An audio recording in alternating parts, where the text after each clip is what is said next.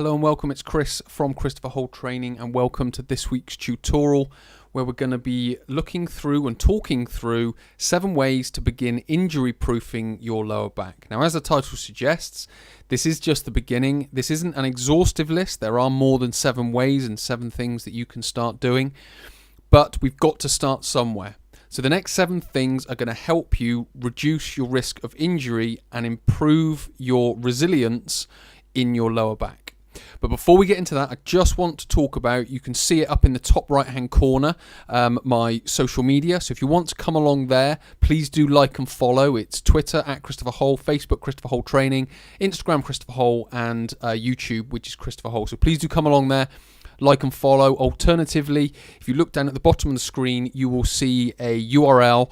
And if you want to find out more about the content that's in this tutorial, go to this lower back pain webinar.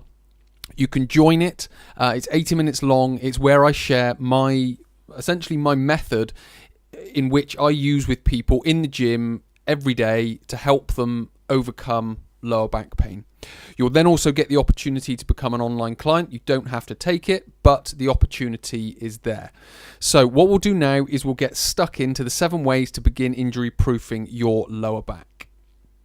So, number 1 is to train movement over muscles. So, most of fitness that we know today and most of exercise that we know today is about training muscles.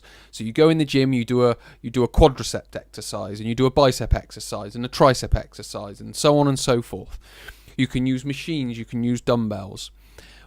What we want to start doing is start training movements. So, training how to lift, how to carry, how to push, how to pull, how to get up, how to rotate. So all these different movements, walking and running and things like that. So all these different movements, if we can improve them and if we can train them, we can then give ourselves the opportunity to injury proof and build some degree of resilience within our lower back. And by this, I don't mean traditional fitness exercise. I mean going in and learning how to lift an object from the floor. So you might spend 15, 20 minutes just learning the position, doing the stretches, doing the foam rolling, whatever it might be, to be able to help you improve your lifting from the floor, your carrying of an object, your pushing of an object away from you, a pulling of an object towards you, so on and so forth.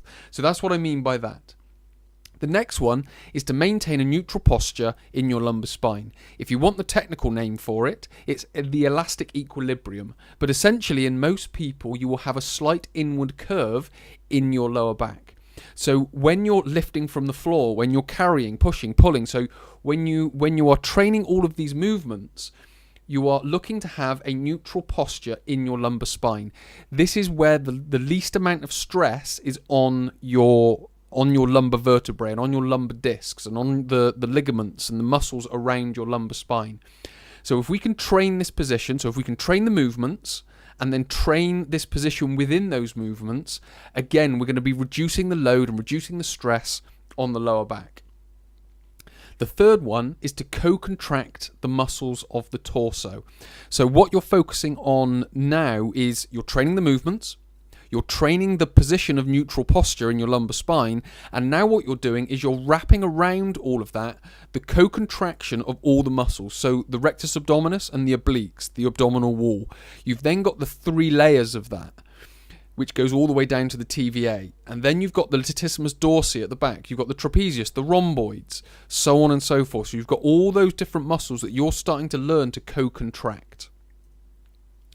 Number 4 is minimize spine bending and maximize hip/shoulder rotation, flexion and extension.